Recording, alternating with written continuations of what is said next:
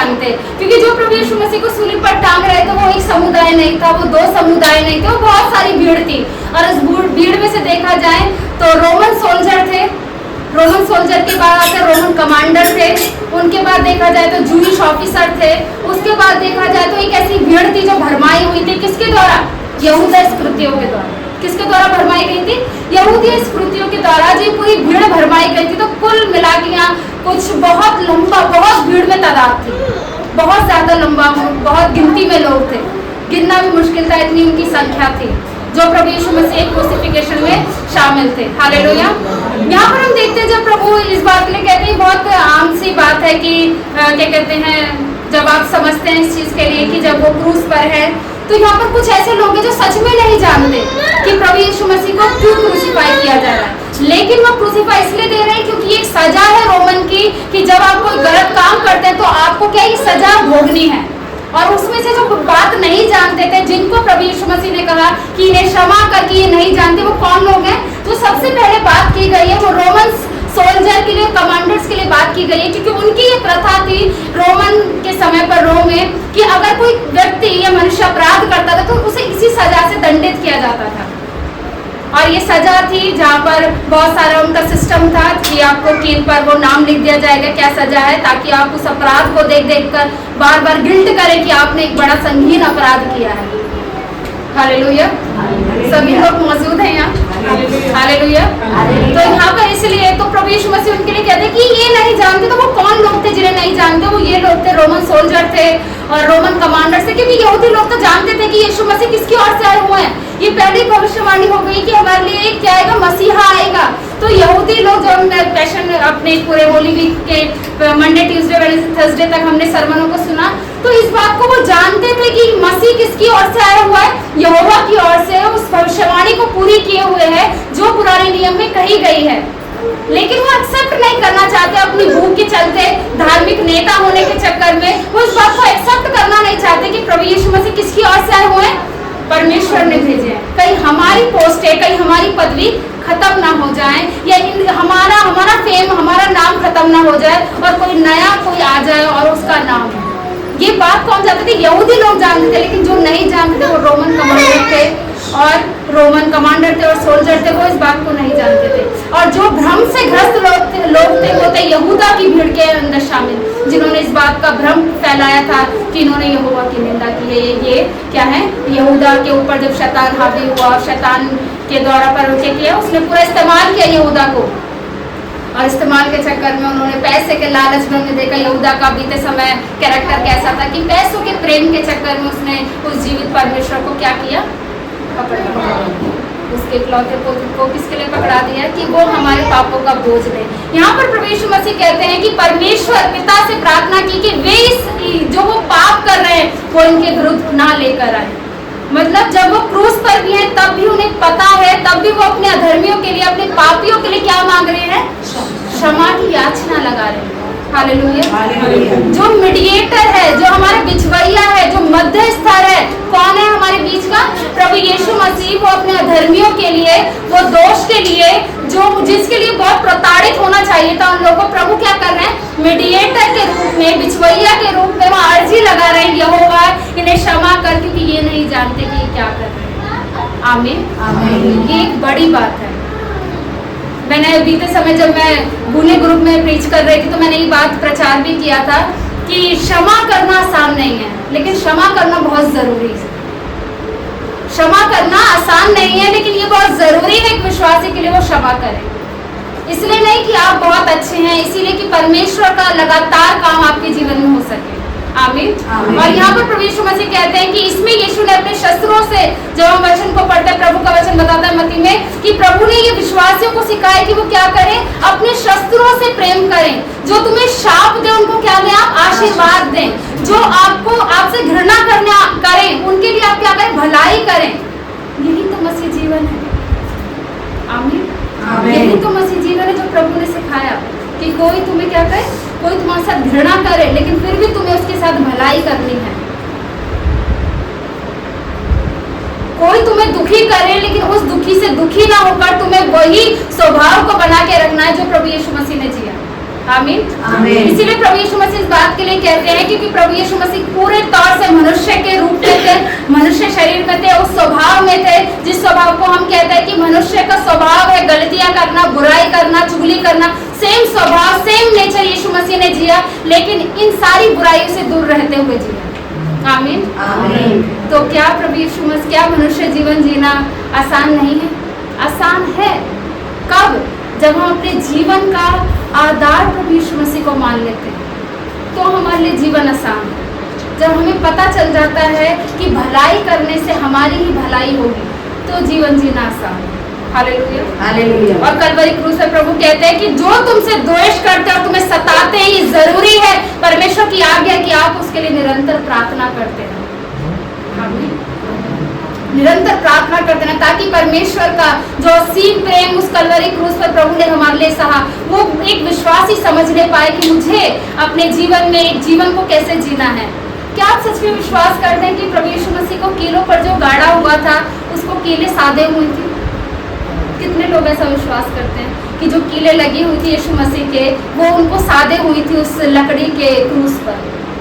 बेशक साधे हुई थी, लेकिन ऐसा अनुभव नहीं होता कि वो हमारे से असीम प्रेम करते थे, इसीलिए वो उस क्रॉस का भी दुख उन्हें दुख नहीं लगा। Hallelujah, hallelujah.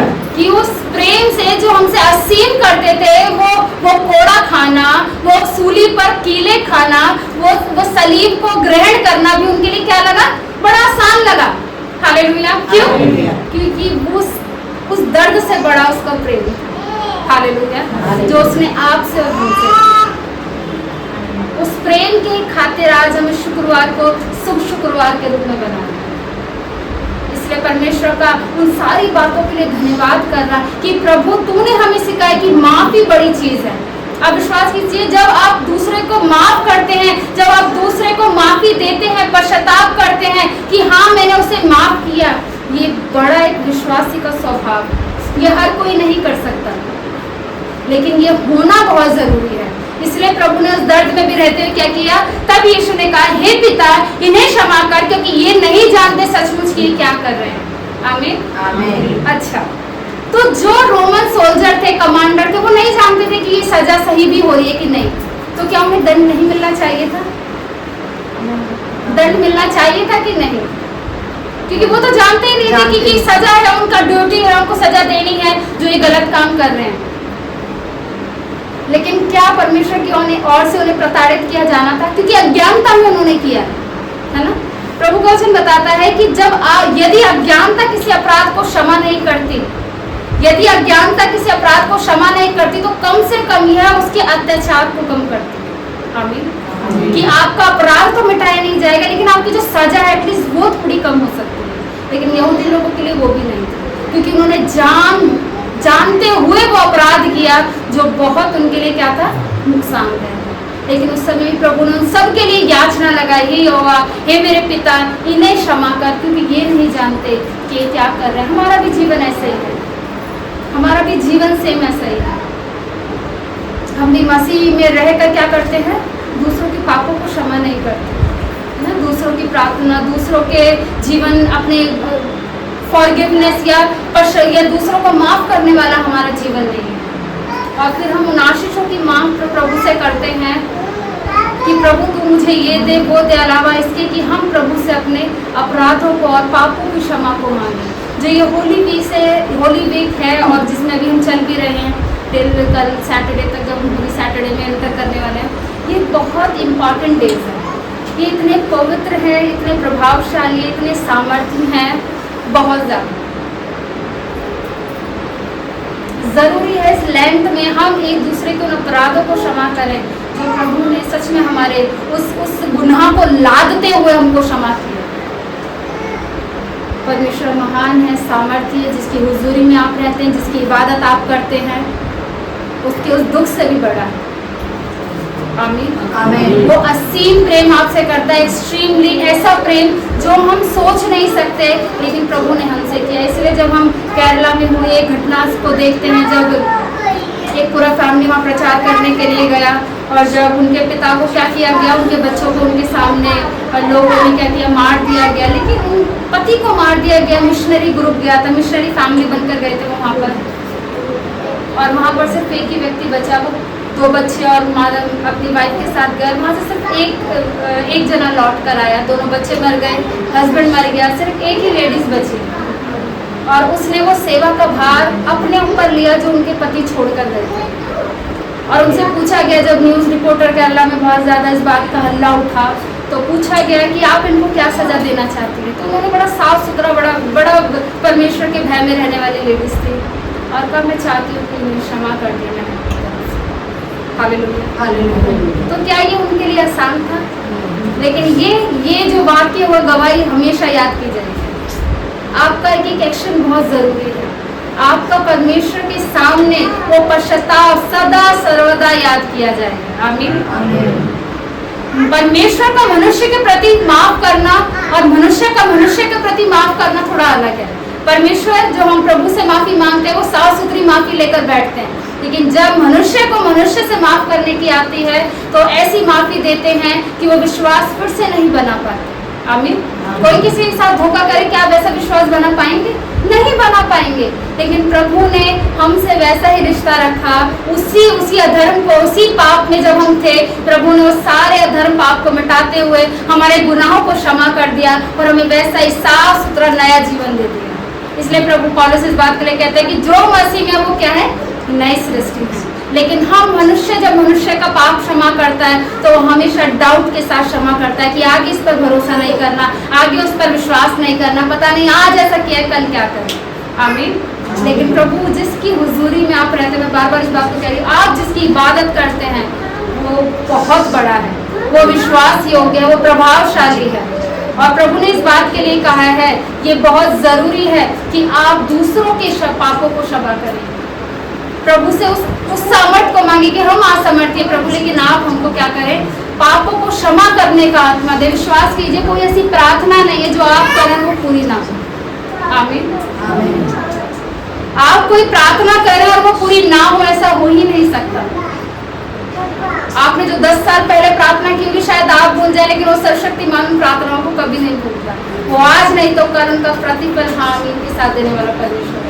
इसलिए प्रभु का वचन कहता है कि तब यीशु ने उन्हें कहा, हे पिता इन्हें क्षमा कर, क्योंकि ये नहीं जानते कि ये क्या कर रहे हैं। और उन्होंने चिट्ठी डालकर उनके कपड़े क्या किए, आपस में क्या किए, बांट लिए। ये जो आपस में कपड़े बांटने का इनका है, ये आपस में कपड़े बांट लिए, जो पुराने रोमन्स में था, जब कपड़े ऐसे कोई सूली दी जाती तो उनके कपड़ों को क्या किया जाता, सिर्फ टोर कर दिया जाता, फाड़ दिया जाता। तो इस रीति के अनुसार है ना, रोमन्स में ऐसा था कि आपके कपड़े लेकर ऐसे चिथड़े और बांट दिए जाएंगे। लेकिन ये प्रोफेसी है जो पूरी हुई है कि क्या कहते हैं, आपके कपड़े क्या किएंगे, उन अपराधियों ने बांट लिए।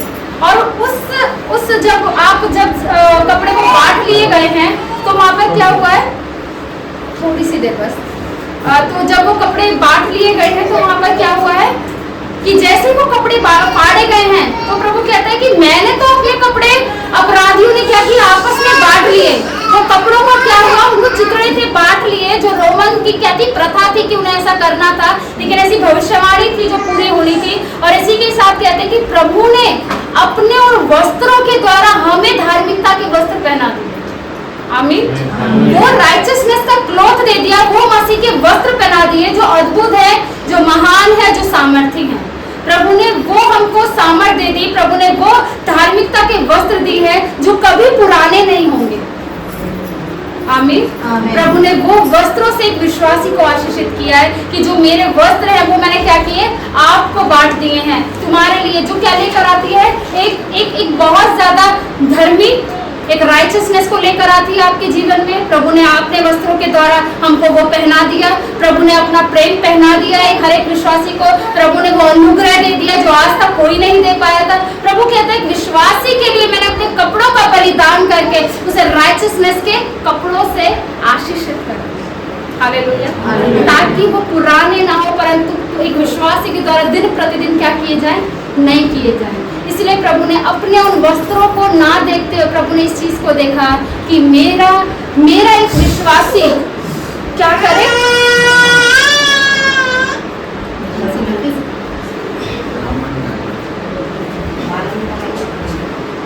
चलिए, तो प्रभु ने हमको क्या दिया, उन कपड़ों से आशीषित कर दिया। इसलिए प्रभु का धन्यवाद करें कि प्रभु तू महान है, जो आपने हमें इन वचनों की तरह क्या बताया। तब यीशु ने कहा, हे पिता इन्हें क्षमा कर, क्योंकि ये नहीं जानते कि क्या कर रहा है। और उन्होंने चिट्ठी डालकर उसके कपड़े क्या किया, आपस में बांट दिए।